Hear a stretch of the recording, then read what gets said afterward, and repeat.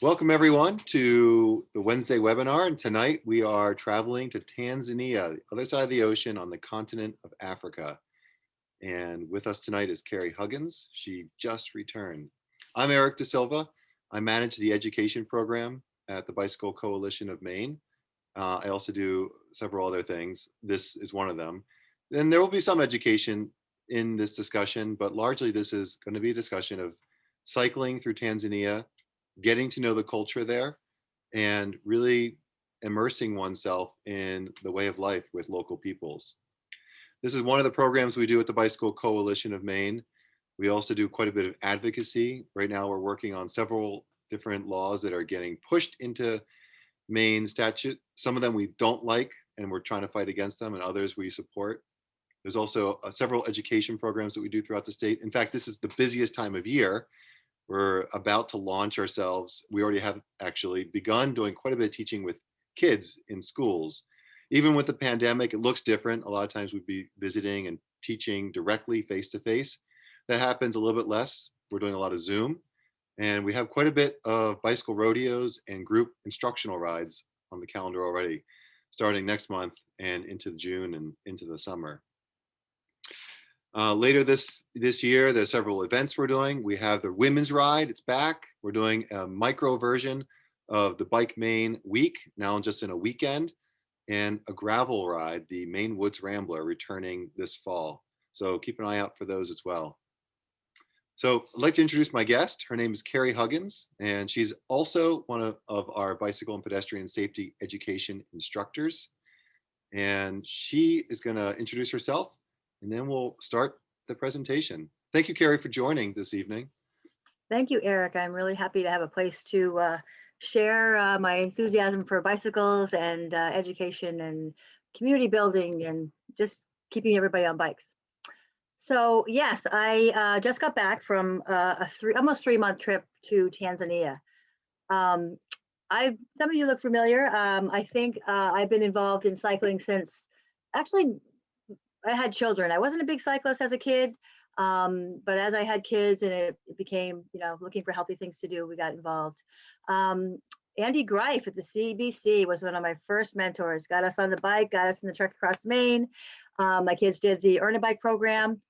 And from there, as a school nurse in Wiscasset, I did some bike education stuff. I got some kids on bikes, and I'm a spoke also with Bicycle Coalition, which is an advocate, community advocate for cycling. Like Eric said, I did the LCI, and I'm a part of the education for bike and pedestrian safety. So a lot of cycling since my kids were in middle school or so. Now they're 21, 26, and 29. And so, wow, they're grown up. I get to go. But we started doing some Airbnb from our house. And here in Westport Island, we have a hippie bus and a tiny house, and it's kind of a hoot. We've been having fun with that. And in the summertime, my husband was a truck driver, and he's kind of come on board to be here more and to enjoy that, and which has freed us up for the summer. Even when he was a truck driver, the winter, we could go, we had the winters off. So 4 years ago, we started out by going to Southeast Asia. And the avenue that we took was a program called Workaway. And I'm actually a Workaway host here. I invite people from wherever to come and help me in the garden or make beds or whatever, organize things. And they get to stay for free, and maybe I'll take them to Pop the Beach or, give them a lobster or whatever. So it's a nice program. And so we started doing that. We went to Thailand and Laos, Cambodia, and Vietnam the first year. And started noticing people on bicycles back then and taking pictures and being really curious. Eric, can you go to that first slide? And I can, yeah. So the top left is me and my son Kieran, who's now 21. He's a senior at Farmington, graduating. And that was our maybe third or fourth trek across Maine. We did 10 treks, and this was probably the third one with Andy Greif at CBC. And then to the right, kids in Cambodia. I was trying to find a Vietnam picture, but this is kind of very similar. And we just were really enamored at how much the kids, use bikes to get to school or to get around. Adults too, of course, but it was just cute to watch them. Down on the bottom left, we were in another part of Cambodia, and we actually hooked up with one of our BCM people, Rich Cromwell, who was my mountain biking mentor way back when. And he does some volunteering over there with an orphanage and has been very influential. The second picture on the bottom right is India. We were in India last year. And again, always grabbing the kid's bike and asking them about it and giving them little pointers. And yeah, safety is often an issue in these countries, but they're on their bikes, and that's a place to start anyway. So we went to Southeast Asia. Then the next year we went to Morocco and back to Cambodia because they're so close together. Not, but we had a reason. We had a connection, and this person wanted us to come back and help finish a program, so we did. And then the third year, last year, we went to India, Indonesia, and we're planning to go to Tanzania again because they're so close. Not really, but the reason we chose to go to those places was for the particular project. And Workaway again is a project that could be, working for a hostel or working in for a gardening place or teaching English. In fact, we taught English a lot, or fixing things. My husband's kind of a handyman, and he built a fence in Portugal, and we built a swing in Thailand, and just things like that. So last year when COVID hit and we had to come back from Indonesia, we didn't make it to the program in Tanzania. And the next slide will have some little, yeah. So we were drawn into this program because in a lot of ways, the mission of One Bike Tanzania is very similar to the Bicycle Coalition, the the CBC down in Biddeford that I've been on the board. I'm a local chapter director for Trips for Kids, which is an organization out of California that back in the day, they used to give you mountain bikes and ask you to do a certain number of rides and get disadvantaged kids on bikes. And it's about my 6th or 7th year, maybe 10 years doing that. And so a lot of parallels in the mission. So I was drawn in. And when you go on Workaway, it costs $50 to join as a traveler. And there's projects all over the world. In fact, you could just stay domestic or you can go anywhere. And so you can use a keyword like recycling or teaching or whatever. And I put bicycle in, and this program just kept coming up. And again, just very curious about the environmental aspect and the community building aspect, and getting people transportation. Part of our story is we left this mid-coast area and we went up to Home Co-op. It's a homeless resource center in Down East Maine and outside of Bucksport, where we were involved in getting some bicycling programs going. And that's when I started working with Trips for Kids. And Jim Tassie came up and visited us and gave us some supplies and, urged us on and encouraged us. And we did, some little mini Earn a Bike programs and got bikes going for people in the area. So this was really appealing to us because, A, they were doing a lot of the things that we really like to support. And B, it's right near Kilimanjaro, and it sounded like there were bike rides happening that were pretty exciting. I'm not someone who's done a lot of adventure cycling. I haven't gone on long trips. I've done the Trek across Maine a handful of times. I've done, some of the other rides, but really a lot of my riding has been local and supporting kids. And I have a tandem bike and always a lot of times have a kid on the back. So yeah, that's been more my focus. But so we were excited to consider going again. And then when, COVID was so big and it was, our season was coming to an end and we were ready to travel again. And we looked into it. And then I immediately found out, you mentioned COVID, Cary, that Tanzania was a country that had no restrictions at all. So I kindly, I called the guy back and said, I don't think this is going to work because I just, I don't like the position that your president has for this, pandemic. Anyway, to make a long story short, I made some calls and talked to some other volunteers. And then, I don't know, I believe sometimes when you knock on a door and it flies open, you just go with it. And so the year before I had some problems with visa and didn't work out. And then COVID hit. And now this year, boom, the door's opening and we're being drawn in. So we decided to do it. And when we got over there, largely, a lot of times there was no masking. You'll see that in a lot of my pictures. But a lot of times we were outside. There was a lot of space. We were in room. We masked up when we knew it was really especially important. And we did well. And yeah, I think that I read about volunteering and how it affects your immune system, and reading about the New York Times and the death rate probably isn't so much. So anyway, we took a risk and we went. So anyway, We left on January 2nd and actually got there on January 2nd. And again, joined with one bike, and we had some accommodations. And the next slide will show a little more detail. Yeah, the picture on the bottom right, that's my husband, day one, putting our bikes back together, because with Delta Airlines, you can bring two checked bags, 50 pounds each. And so we brought our bikes and a lot of supplies that we had from our old, bike shop at Home Co-op a few years ago. So we got right into it that first week. There's my husband on the left. I think that a lot of getting kids on cycling bikes and getting them interested is about connecting with them. And so he's showing them his Grateful Dead tattoo. And the kids were just so adorable and just so engaging and curious.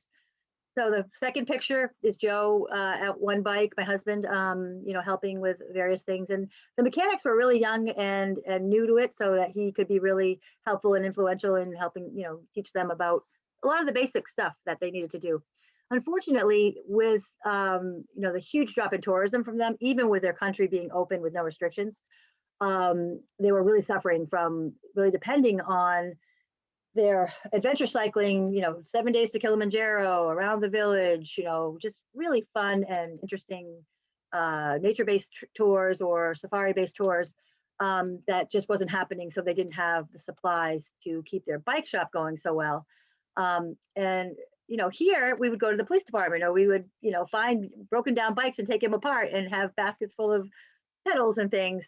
That's what Andy taught us. Anyway, so it's like, they just didn't have that. I think people there hold on to things. So it's a different culture in terms of how, you get parts and how you make things go. That's me on the top. One of the days I was painting the workbench where they're going to put the tools back up there and label them and make it easier to put them back where they go. A lot of bike shops do that. And the kids in the back there, the kids that lived in the alley beside the bike shop. And so I engaged a lot with the kids, because that's kind of what I like to do. So the next slide. Actually, the first morning that I got there, after that, 24-hour travel day, he was going on a bike ride with a couple of other volunteers to a local. He called it a hot spring, but it was the second picture. It was kind of more like a beautiful, clear, water area. And so we rode 17 miles over and 17 miles back, and it was super bumpy roads and very, the terrain was just, really rugged, but it was just, full of things to see. Like the first picture, there's Mount Kilimanjaro in the back, and that's a gal from France named Louise, who was one of the volunteers with us. And in the middle, there were people there from different places who were jumping into the water, and it was a swing, and it was very warm and it's really nice. And then the third picture is one of the things I bring in my luggage when I go to these countries is blow up punch balls, because they make great instant game makers. And I'll blow one up this big, and then I'll throw it out, and I'll start playing with the kids, and they'll run around. And it's just so fun. I have so many videos of all the different times, and I ran out of my balloons right away. And the last picture is we just pulled over, and he showed us this bridge, and it was like really falling apart, but people were walking over it like mad, and had a lot of pieces were missing, but just really constantly interesting terrain and interesting people, and just extremely friendly and engaging culture. So the next slide. Cary, before we move on, one Mhm. question came through chat. What's the common language in Tanzania? The language is Swahili. And it's not a difficult language, I'm told. We learned a handful of words, like mambo means hello, how are you? And, people will answer mambo poa, meaning good, hello or hi to you too, and good. And asante is thank you. And, just a handful of words that we use on a regular basis. Was English used as a common second language? Pretty regularly. There were always people around that spoke enough to, to kind of get you what you needed. Otherwise, I'd become really good at sign language and Pictionary. So, yeah. And so you were there during our winter, which would have been their, it would have been their summer, wouldn't it have been? Or is it really not seasonal so much in Tanzania where you were? Well, they talk about the rainy season, which is going to start, like usually starts like right about the end of March, early April. And then they have like, really rainy weather, cooler weather after that. So yeah, I think it is pretty much the opposite. Like it was 80, 85, 88 where we were almost every day. So, super nice summer weather, Mm. You didn't not miss hot. any. You didn't miss any of that back here. Yeah, I'm a skier, so sometimes I don't mind the cold weather. So this is some snippets from the bike shop. The guy to the left was the lead mechanic, and he was working with these two girls that I actually recruited from the kids that would show up every day in the alley, and I would play with them and hang out while there wasn't a whole lot to do with the bike shop. And I brought them in, and we talked about having a Thursday girls work day. The middle picture on the bottom is me with a handful of girls, and all the color is my husband does tie dye. We just brought that back this year, and we're going to probably be doing that for fun and for a little side gig and with our Airbnb maybe. But the last day when I was packing my big box with my bike in it, I had a little bit of weight left. I'm like packing like, oh, let's bring some tie dyes with us. And so I don't know, for some reason we had all the right sizes and started dressing the kids up. It was really fun. So they wore them like a badge of honor. And then the top one, is that actually a video? Yeah, let's see what happens. So we did an impromptu education section. And precious.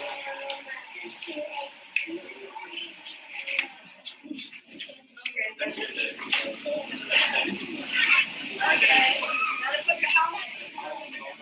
Everybody, hello? Hello. Put your helmet on first. Put your helmet on first. Put your helmet on. Cha kwanza ukiwa unapanda kwenye baiskeli unavaa helmet kwanza. And this Sawa? is tight. Tight here, tight. Tight. Okay. Na unatakiwa uikaze ili usidondoke. Okay, here she goes. I will. Thank you.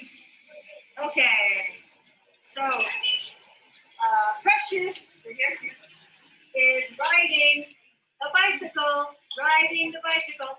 Where are you going? You're going to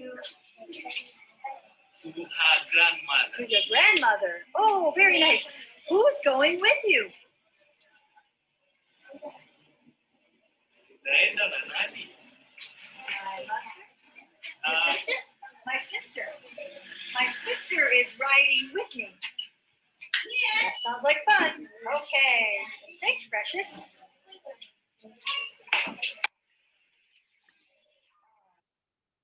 Yeah, the kids were just so easy to engage and so curious, and it was remarkable just to see how. One of the biggest takeaways for me was to watch them just be able to entertain themselves without a lot of resource. They just were super clever, and I just thought, wow, So I was very impressed, and it was really fun to work with them. So the next one. All right, and Precious. Sorry about that. That's all right. There we go. Okay, and this is just about the different terrain that we experienced. On the left, that's my husband and I riding the mile ride to the bike shop from the home that we were staying in. And part of Workaway is you stay for free. So we stayed with the director's family. And it was a nice road all the way, just, pretty smooth and a little bit of traffic, but not too much. And then the second picture, we went on a little bike ride with our host, and it was kind of off-road and, typical, not mountainous, but just trail riding. And the third one, at the very end of our trip, I was befriended by 3 young gentlemen who taught yoga and wanted to go on bike rides. And so they kept me busy. And this was on a really nice stretch of road that was brand new after we went on some really bad road to get there. The fourth picture is my husband and another one of those young men that was attending to me at the end, out riding, looking for something in the village that we were staying at. My husband is really cute. I would never have expected it, but every time we go to a developing country, we both fall in love with it. We fall in love with the ease of life, the simplicity, the community building aspect of it, just the friendliness of people. And he's always asking, can I live here? Can I buy something here? And so he engages people to show him around and let me see this place. And my grandmother has that place you could rent. And so it's kind of cool because we get to go visit more people and see more examples of how people live. And that's what we like about our traveling and being really immersed in the culture by staying, with families through the program of Workaway. I'm sorry, Carrie, I did not mean to skip that. How common were, I see 3 examples of dirt or gravel. Maybe the one on the left is paved also. How common was a paved infrastructure compared to just a dirt or non-paved? Well, I mean, you had the paved structures if you were going from, major area to major area, across the top of the country from like Dar es Salaam over on the coast to Arusha, where we were staying at the end. And then, through the villages, you'd have more of the rocky, the one on the very right, or the trail, the second one. So, it was quite a variety, but I think if you read about it in general in Tanzania, there's a lot of rough and, rocky roads to pass to get places sometimes. And what was your experience with motorists? Were they polite? Were they pushy? Well, a lot of my stuff was off-road, and but yeah, what I witnessed was I just shook my head because there were cars and big trucks and what they call a dala dala, which was their like little taxi, or it's like a minivan, but they just jammed it full of people, and those were just driving kind of crazy. So the traffic in this country is just kind of people just drive like however they want to drive, and then there were motorbikes and then bicycles. So it was just people would be passing and not running people off the road, but just like you just shook your head a lot of the time.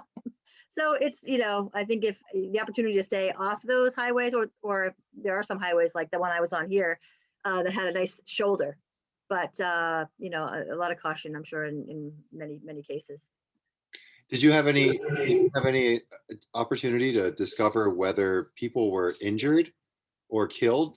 Was that a common thing? Like I know in this country we have handfuls of people are in fatal crashes every day. Those people are walking or bicycling. What was your impression there? I would imagine it's a high rate. I didn't actually, ask and inquire about specifics, but just because of the nature of the sort of the insanity of the traffic and the lack of rules, that it was, like India or any of those other countries, it's just, kind of like you just have to get in the vehicle and cross your fingers and say a prayer or whatever. So yeah, I don't know for certain, but I imagine there were significant numbers of casualties. Thanks, Carrie. Let's go to the slide if you're ready. Oh, sure. Okay, so this was about what we saw transported on bicycles, which was always fascinating us. My husband said, "Did you see that one?" In fact, he mentioned one that I didn't get a picture of, was somebody moving siding for a house, like on a bicycle, on the pedal and sitting side saddle, like these huge pieces of sheetrock or siding. Just crazy. So the first gentleman, looks like he has, some different sizes of wood on there. He's getting ready to put it on there. The second guy was at a little fishing village that we stopped to, and we saw them drag this giant shark in. It was really crazy. And, he was showing us his fish and probably transporting fish here and there with that bicycle. The third section, the top, just, you always saw boxes or containers of water or gas or, you name it. Sometimes animals on the back. And then that bottom picture, yeah, just this thing that was, humongous. It's a lot longer than it looks on the picture. Just, going by, you just kind of go, wow, how many different things that they would move with a bike, and sometimes, more than one or two people on a bike. So not always the safest, and you don't see a lot of helmets, obviously. But it was, yep. Sometimes they just had to they use bikes a lot for, to vend. And the next picture will show you a little bit more about that. I don't see any. These are all single speed bicycles, and I know Kilimanjaro is there. It's not a flat country. Are people just cranking up these hills, standing up, or are the towns that they're traveling on bicycle by generally flat? No, I think they're either pushing or cranking up those hills a lot of times. Cool. We did see there are clubs, like once in a while we'd see some some young, or not even young, but just, more fit type traditional cyclists with the jerseys on, going by like on a weekend or a day. So I knew that they had some clubs around. And this is kind of like, more of our eye candy, like, oh my gosh, look at that. The first one has what's really common over there is jackfruit on the top, and then the bottom one looks like just a variety of different produce and things. And then the coconut guy, I went to him a lot. I love coconut water. I think it was like 25 cents for a coconut. And then you give it back to him and he carves out the inside, which is really good to eat on a young coconut. And then the last one is one of my favorites is papaya. So just, it was interesting to see how many people transported their goods and then used their vehicle as a vending, stand as well. So that was cool. A question came in, Cary. Mhm. Did you have to ever worry about your personal safety, theft, or harassment of any kind? Absolutely not. I never worried about that at all. I think that you have to be cautious. I carry my stuff in a way that I feel is safe. I usually use a fanny pack and I keep everything close. Um, Actually, when I was in Cambodia once, I was in a tuk-tuk, which is one of those little vehicles, has 3 wheels, and you have a driver and you're in the back. And I was looking at my cell phone. I think my husband saw it coming, but this guy reached in and grabbed my hand, my phone, my hand, and I had my phone like this, and my husband like got my hand back in. But yeah, that was the one time. But otherwise, I just never even thought or felt threatened or worried. And we largely lived in, like, we did not live in gated communities. We lived in little, like, very rustic places most of the time. And I think I have some of those examples, but yeah, we didn't, we lived in the villages. We rented an Airbnb in the city one time with a family. But yeah, I think that in general, I felt very safe. And the people are just so engaging. You just feel like you have this huge extended family, which can also be, another thing to be cautious because, you can feel like you can get a little too comfy sometimes. You have to be a little wary or leery of, things. So. All right. The first guy looks like, I think he's selling ice cream from his bicycle. That middle picture, that was one of the last days that we were in Tanzania, and this guy was sharpening knives with the moving the pedals backwards and getting his thing going. I don't know exactly what the mechanics of it was, but he had a wheel and he was sharpening knives. The top guy, just again, using the bicycle to carry whatever you're going to sell with you, and using it as a stand for your things. The bottom guy, I don't even know what was in that bag, but could have been anything from wood or shoes or whatever. One thing about the culture that was really engaging was you could be sitting somewhere and people were constantly coming and going. Lady had bananas on her head selling bananas. People selling greens, toys, like you see here, backpack, shoes, walking by. And it's just like, if they don't sell something today, they're probably not going to eat. And it was like, people were very, they had a lot of vitality because they were always going and they were, chit chatting with whoever was around. And it was kind of inspiring, even though it was, it was, I won't call it, it wasn't desperate. It was just like a way of life where, things were really tight all the time, but there was a huge sense of community so that people were kind of taking care of each other at the same time. Cary, there's a question about women on bikes, and I know there's a slide coming up a little bit later. Do you want to talk about that now or wait till that slide? Well, Tanzania is a little behind when it comes to women's liberation, but I think that what I heard, the thread I heard, through some of these programs like One Bike and this other one called Zanzibar Bicycle Empowerment, was that they use getting women on bike, empowering women as part of their spiel, whether that was to appeal to Westerners or not. I'm not sure, but I think that I saw, more women on bikes and the talk of getting women on bikes, and especially women that had to travel a long distance to school. Like some of the girls had to walk like an hour to get to a secondary school or, sometimes a private school that they might have access to. And so that was where this one organization that we visited in Arusha, which is where a lot of safari activity comes from, was that they had a partner in Switzerland who was helping them get bikes. to Africa, and they were, really focusing on not just giving the bikes away, but making them affordable, so people had a commitment and had they were invested, but also making sure the people that mostly needed them, including a lot of women, were the ones that were getting access to them.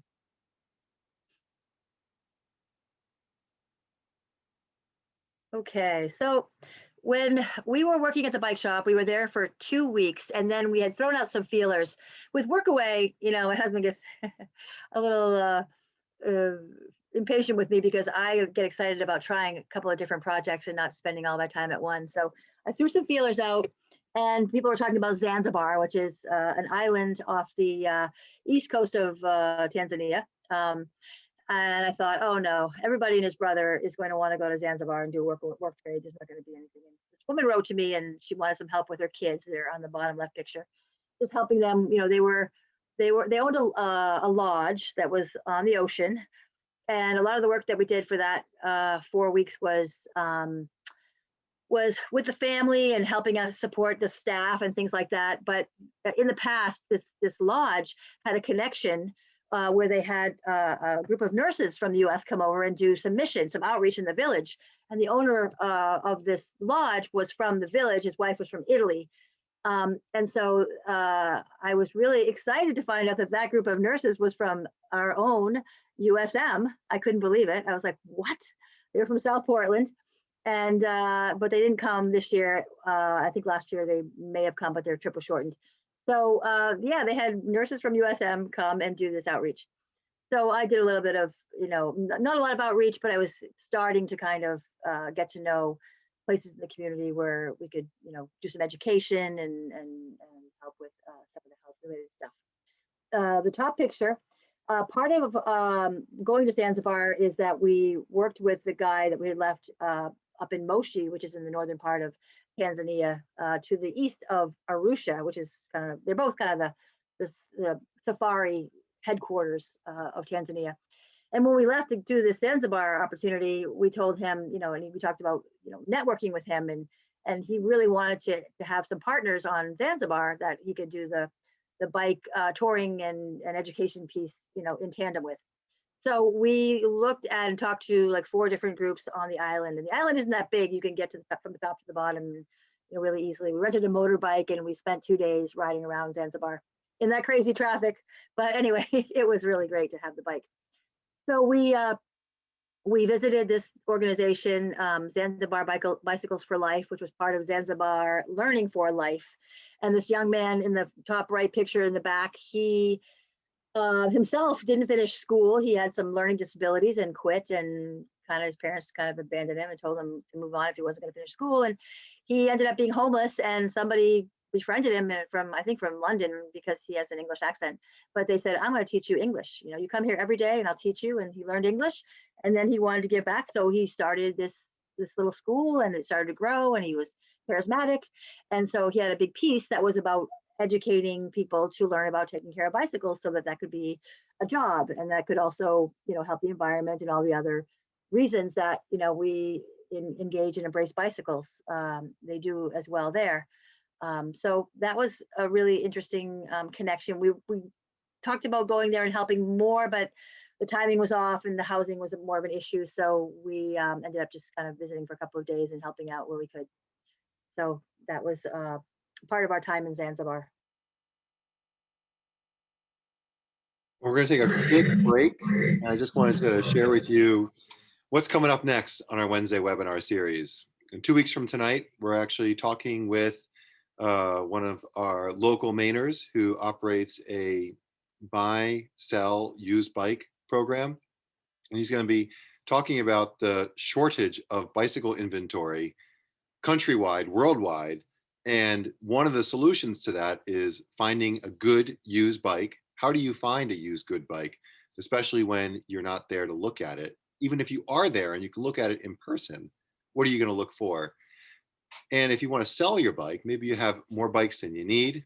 Maybe you have a bike that you haven't used in a while, or you want to change bikes. How do you go about selling the bike? What resources are out there, whether it's eBay or Facebook, Craigslist, local newspaper ads? That's all coming up on April 21st. Next month, the first one of the month, May 5th, we're changing times just for the month of May. We're talking to some fitness specialists, and they're going to help us understand exactly what sort of exercises, stretching, general things that we can do to help ourselves be strong, flexible, and stay healthy. And then later that month, May 19th, that's actually during the week of Global Road Safety Week. We're going to be talking about crash awareness and designing safe environments for vulnerable users. That would be people like us on bikes, people that are walking, rolling in wheelchairs. So we have some lawyers that are joining us, some other experts within the community. We're going to be talking about that as well. In June, I can't believe we're talking about June already. It seems like it was just snow on the ground. In fact, it snowed yesterday. So in June, we're going to be talking about e-bikes, how to buy, where to buy them, what kind of e-bike you might want. What is an e-bike, an electric assist bicycle? What does it do? What kind of types are there? If you own one, what's the etiquette? Is it okay to blast by people if you're on a trail? Is it okay to use on a trail? If you have an e-bike, there's more technology. So how do you maintain that e-bike? How do you keep it up and running so that you're not hurting expensive parts of it? And later in June, upper extremity injuries. We have a occupational therapist joining us. She's told me that a lot of the patients she sees that have upper extremity, arm, wrist, hand pain is it's from cycling, and not from cycling because cycling is dangerous, but because they often cycle in a position that's not compatible with their body. So what are some ways to prevent these injuries through different ergonomics on a bike? And if you do have an injury, what can we do to heal from them? So that's all coming up. And if you're interested in knowing more, I don't know how you landed on this webinar, but if you are coming from afar, you can go to our website, bikemaine.org, click on events at the top, and then calendar. And in that calendar, you'll find all the upcoming webinars that we have already set to pre-register with, as well as any other event. So before we go back into Cary's great and awesome, thank you so much, Cary. This is very interesting discussion of Tanzania.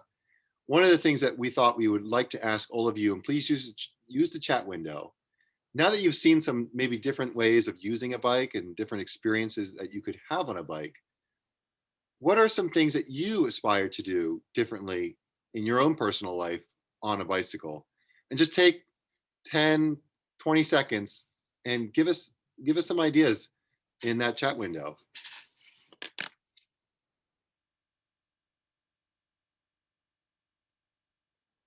And maybe Cary, you could put one in too.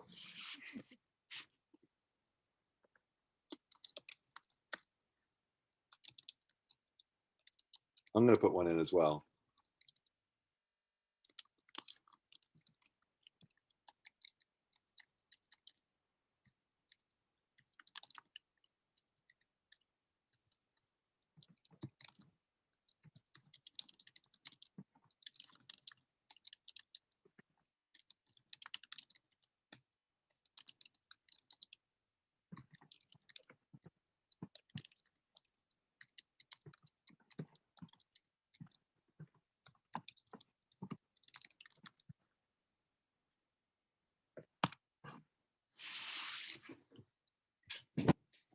So another few moments, I'll start reading some of these just so we can talk about them, and maybe they can even be part of the discussion that we're having this evening.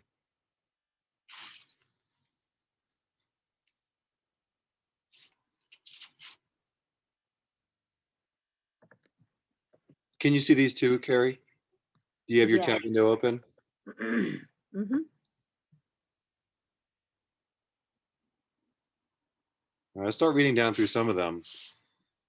I love the idea of biking internationally in areas a bit away from the mainstream. Travel to the southern tip of South America, not as a high-tech cyclist, but as one that can blend and integrate with local peoples and enjoy cultures along the way. To be able to travel more locally on my bike and transport things to help myself and others. Definitely want to try and transport something larger than I would typically use my car for, safely, of course. That's always fun. I've tried to take many things on my bike before. Sometimes it works well and sometimes it doesn't.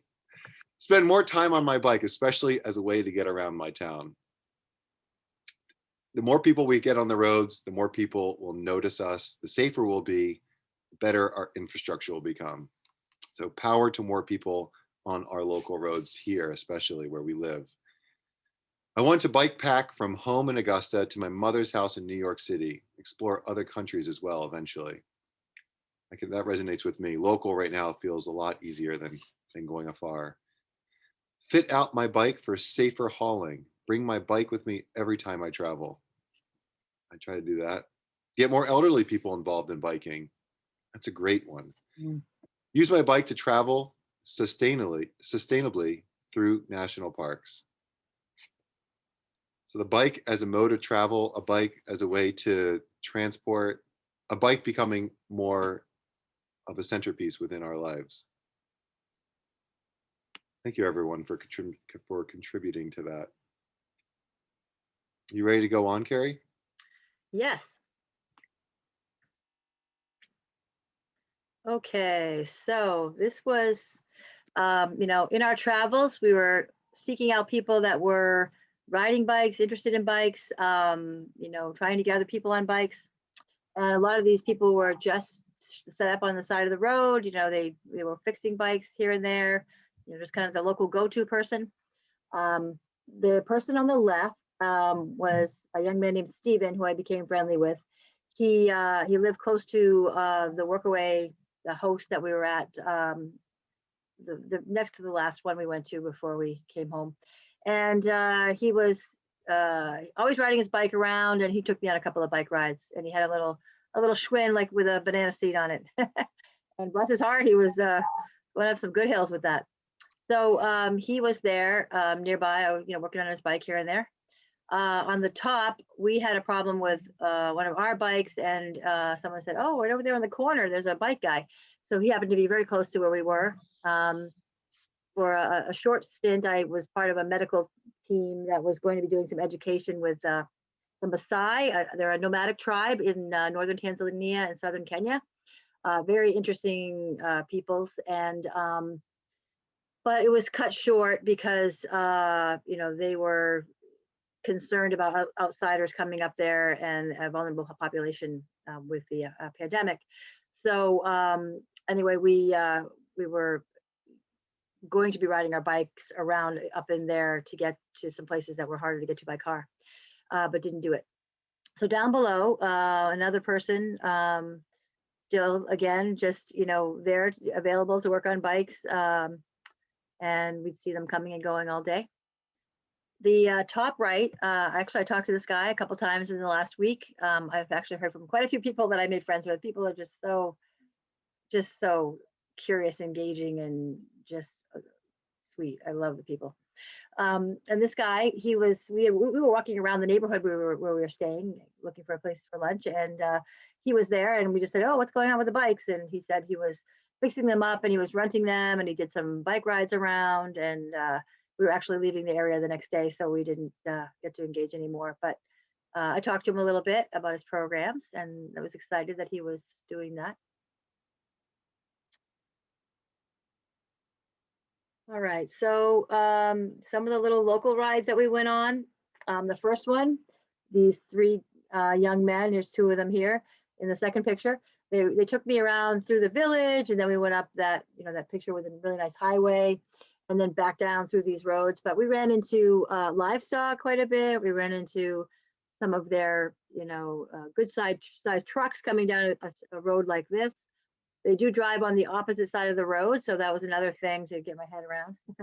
The cars on the other side, and a motorbike would come around the corner when you weren't aware. A lot of pedestrians. Another thing is like so many people walking, and that was just really inspiring. I think we always come away like, whoa, blown away by just how active people are over there, and how much outside, and how engaged in life they are, and it's just so inspiring. So the third picture was Joe and I went to an outdoor market that was just up the hill from our first place we stayed at. And this young man was a brother to the host from the bike shop. And he just loved entertaining us, taking us places and walking with us. So we went up there and we were just kind of shopping around, and it was actually harder to have a bicycle in there than it would have been just walking alone because it was very rocky, but we didn't want to leave the bikes. So that was just a chance to explore on bikes. And the other picture on the right was a little village called Shangarai, which was outside of Arusha. And our hosts there, they'll be in the next couple of pictures, were a young couple who were in the tourist trade industry. I didn't realize there were 2,000 safari tour companies in just in Arusha alone. And I couldn't believe it, but they all, had difficulty last year, and then some of them just had to close. Like this young couple, they had a 3-year-old son, and they had just started to get going. Very savvy business people, and decided to just close the doors because they were renting and couldn't afford it, and start working on this piece of property and building a house in this little village where we were here. And so they were living outside. Their house was being built. They had a little outdoor kitchen. It was perfect weather for that. Great cook, and we got to try a lot of different things. And just he took us on a lot of walks around up in the mountains, through the mining places, and just we saw so much on foot, and then a little this little bike ride here. And so there was a little place that Joe and I would go and have an occasional safari. That was the beer in Tanzania, safari in Kilimanjaro and Serengeti.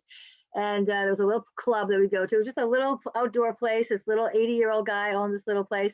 And a couple of local yokels would be sitting there once in a while. And we just go ride our bikes up there sometimes. And it was just fun. Everyone would ask us questions, and we talk and we learn about, family dynamics and things. And it was fun. So yeah, those are some of our little adventures out around on our bikes. So yeah, more of the same. The top left picture was just after a truck had gone through, and you see people walking. There was a motorcycle that just came through. There's some students coming to the right of the guy with the gray sweatshirt. Always students with their uniforms walking and around and coming and going from school. And we stopped at this little place where women were selling the roasted corn, which was really popular. And so we bought some corn and we chit chatted with them. And then I took a picture of them doing like this because it was International Women's Day. And we just visited and gave them some business. And yeah, the other pictures are just reflective of the terrain and going through a neighborhood, and people were always waving and friendly and making hellos and eye contact and waving. It was very sweet. All right.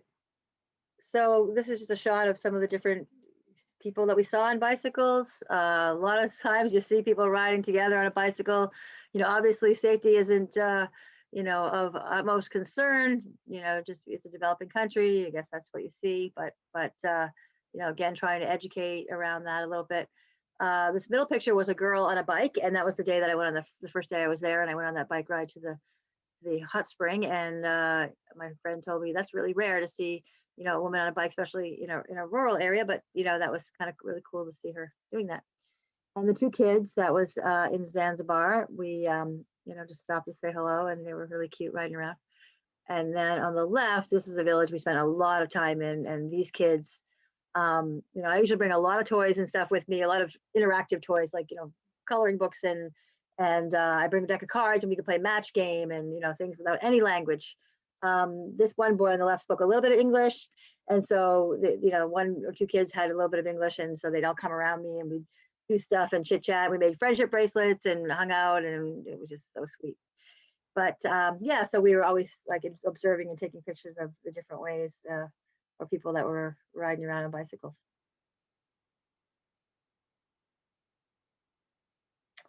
So just a non-bicycle slide, but in our travels, a lot of our activity was in northern Tanzania, where there was a lot of tourism for safaris and climbing Mount Kilimanjaro.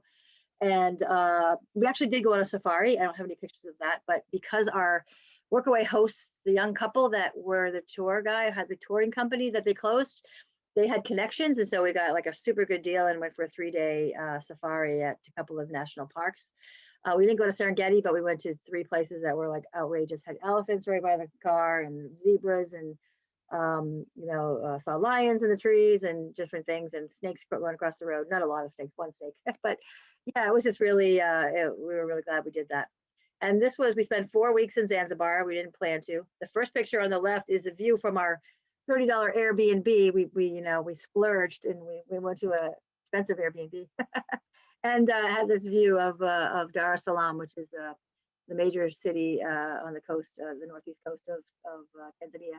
And we would catch the ferry down there in the morning and go to Zanzibar, which was like an hour and a half or an hour ride on the ferry. So that's the second picture is a beach picture from the lodge that we stayed at for a month as workaways. We lived for free and we ate 3 meals off the menu every day. And the woman was from Italy and she was studying holistic nutrition, so it was really good. The bottom left, another picture from the lodge. We did a lot of we helped out in the grounds. There really wasn't a lot for us to do, so we really did a lot of napping and hanging out at the beach. It was really hard. The bottom right was we took a night. We went down to Stone Town, which is like the hub of Zanzibar, and very interesting city. A lot like New Orleans feel, So this is Jaws Corner, which is really famous, where there are a lot of generally men hanging out, playing games and drinking this really good coffee, apparently.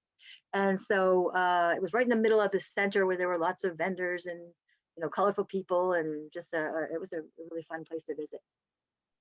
A couple more questions, Cary. Okay. Did you have to take anti-malaria medication? Did you have to worry about any other virus or bacteria, food, and liquids that you consumed? That was one question. And the other question was regarding water. Was water readily available? Good drinking water that wouldn't make you sick? Well, that's always a concern. And I bought the little filter thing a couple of years ago, but I've never used it in my travels. Water bottles were readily available, and the big ones were like 40 cents. So yeah, we would constantly have to carry the bottles around with us, but there was always water. Never had an issue finding water. So before I was getting ready to come, one of the women that I was talking to about whether it was safe to come here, what do you think about no restrictions? How are you dealing with that? She said that, and Cary was asking me about what about COVID? Did nobody care? And it's really still a big enigma in my mind. I went to a country that had no restrictions. I had to restrict myself. I don't know what to say, but this woman was explaining that she felt like it was really safe and she kept her distance and did her own thing, but she actually got malaria, and I found this out right before we left. So I was like, oh god. So I went to my PCP and I got some Malarone, and I started taking Malarone, and then I don't know for what reason I stopped taking it. My husband never started taking it, but we didn't get malaria. So I guess in certain parts where it's more, maybe in Zanzibar it's more prevalent because it's very humid there and hotter. But it does, if you stay there for a long period of time, years, then there's probably a chance, good chance you might develop malaria. But it's so common. I mean, they treat it all the time that people recover. So I was aware, but I didn't get it, and I started to prevent, and I didn't finish. Regarding the water, you could afford a 40-cent bottle. What did the locals do for safe drinking water? Well, I think that they transported a lot of water. Like they had, the young couple, the savvy, educated couple that we stayed with that was building their house. They would bring big things of water, and they would have like a stockpile of water. So I think people would just have a source that was local, that was safe, because there was a lot of safe water. It wasn't like it wasn't, finding good water wasn't an issue in this part of Tanzania, maybe in other parts of Tanzania, but in other African countries more, not so much Tanzania. So yeah, just never a problem. People had it. I think what we found in some areas, like the outlying areas where the Maasai nomadic tribes were, they had to actually transport water on a daily basis. So there were other parts of the country that were more rural, where they may not have a close source, and they were transporting by bicycle sometimes. There's some other questions, but I want to be mindful of the time. So we can get to the end, and then if people want to hang out and they don't mind, then we can go through some other questions. But I'll go to the next slide for you, Cary. Okay. All right. So this one on the bottom left is my son, Kiernan. He's a senior at Farmington, graduating. And he went to Gould Academy for high school in Bethel, and freshmen go either to China or Tanzania. So he went to Tanzania, and I had this picture of him showing the kids in the Maasai tribe where he spent 2 weeks there, and showing the kids a picture. So I took a picture of myself, or had someone take a picture of me up there with the same kids, not in a close area, not exactly the same area, but showing the kids the picture on the phone as well. So that was kind of fun because I knew I had that picture of Kieran, and we were both talking to Maasai kids. And then we did spend the one day that we went up to this, we drove for an hour and a half up to this village to talk to the Maasai people about some of the issues. Traditionally, I mean, not so much anymore, but still a little bit, they do female genital mutilation as part of one of their ceremonies and tribal habits. It's become illegal. It's illegal in Tanzania now. But also educating about family planning, because sometimes they have big families. One woman was 19 and she had 7 children, and 2 had died of malnutrition. And I'm thinking, how does that happen when you have a community? And but so we were brought in with this team, this small team, and then we had to postpone our connection or our trips up there because they were kind of slowing down the process. And we were really sad because we were really looking forward to that one. And then here on the right, at the very end, I worked, we decided to spend our last week and a half at a snake park, where they had a full-blown mechanic shop, which is my husband's thing, and a clinic for snake bites. And I'm a nurse.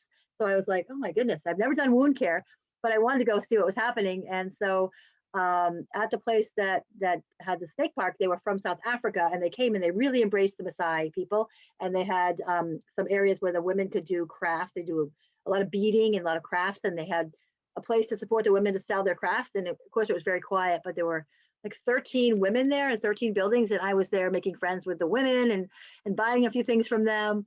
And my friend sent me $100, so I was like, yes, I get to support my friends.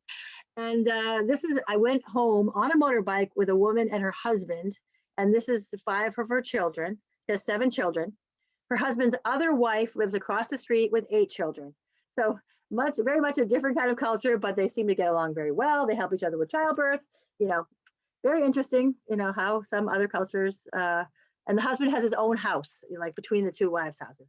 Go figure. Anyway, and so that was a really fun visit. So this is Daniel and Martha. They're the couple that had the touring company that they closed up last year and decided to regroup and start building their house, which cost $10,000 to build the whole house, which is crazy. But they were like, doing the cement when we were there and finishing up the inside a little bit. And great couple. They both spoke English. And that's Martha. And the second picture taking us for a walk. I don't know how many miles we walked, but we walked to a lake. Which is really common for them, and it was just so refreshing for us. I'm like, yes, that would walk and move. The top left picture is they decided also to do a farming project. They grow largely corn and soybeans there, and so they decided that they were going to raise these crops and try to make a living with that, support the community. So I helped with a GoFundMe project. I'm not a big fundraiser, but I've done some grant writing and things, and so I helped them kind of get that going. And in the bottom right, is that really a video? In that same neighborhood, there was a little orphanage. So Joe and I went by and said, hey, can we come by and hang out with the kids, for a day? And so we went out and hung out with the kids and did some cartwheels and played a few little games, and they were adorable. So yeah, that was fun. There was just some schools and things in the area. If I had been there longer, I would have probably plugged in to teach English or something.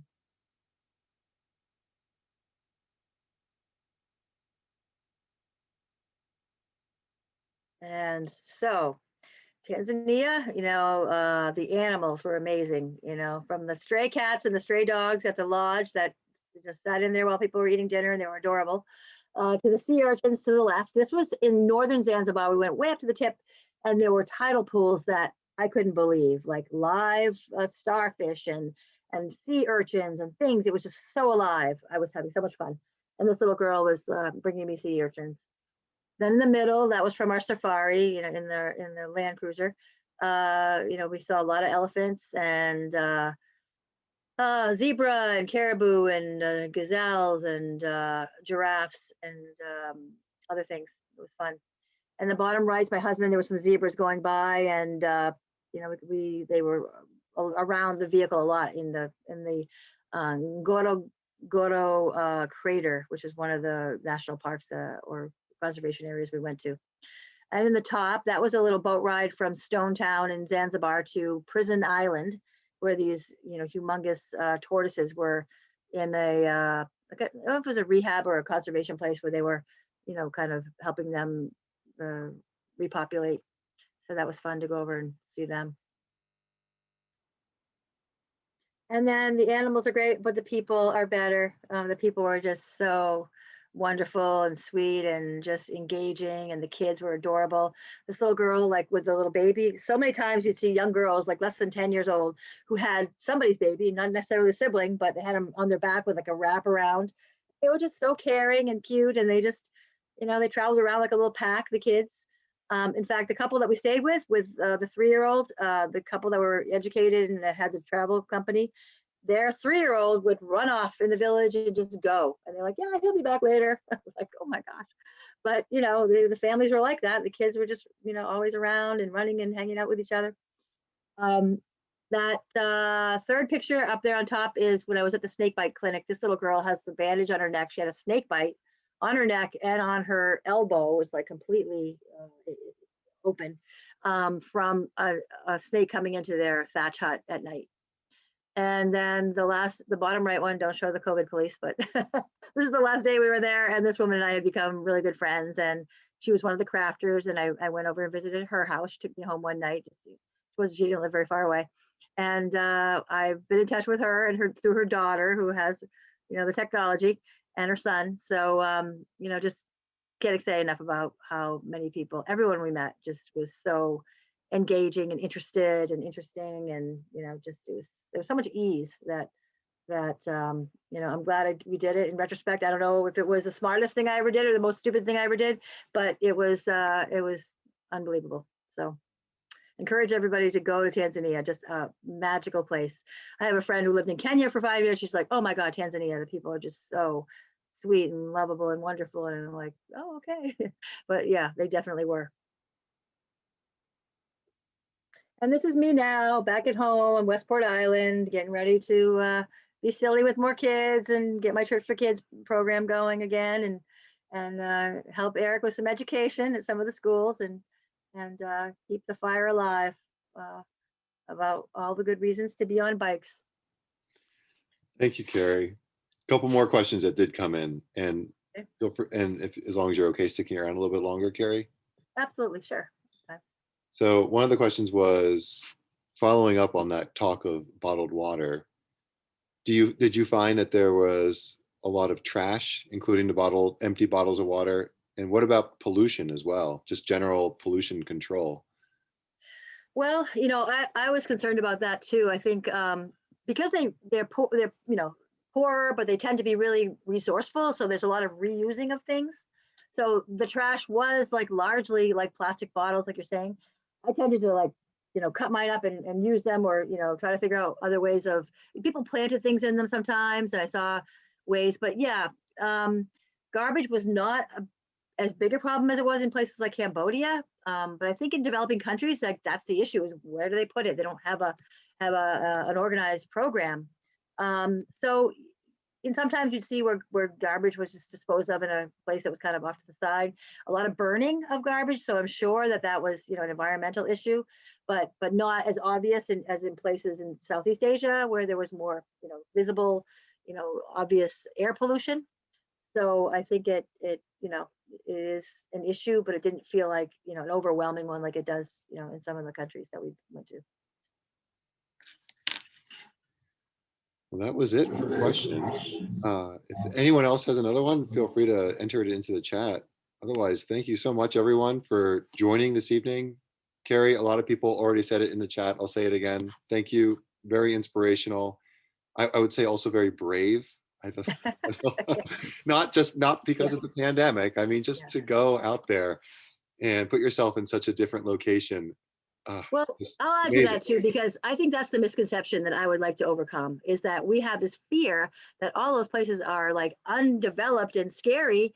And you go there and you're like, what are they talking about? It's very developed. People are very modern.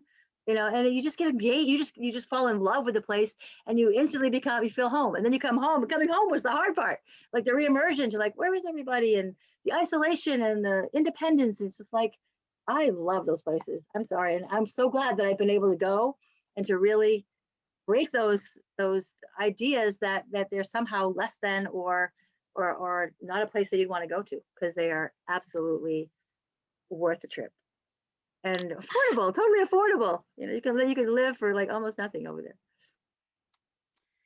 Yeah.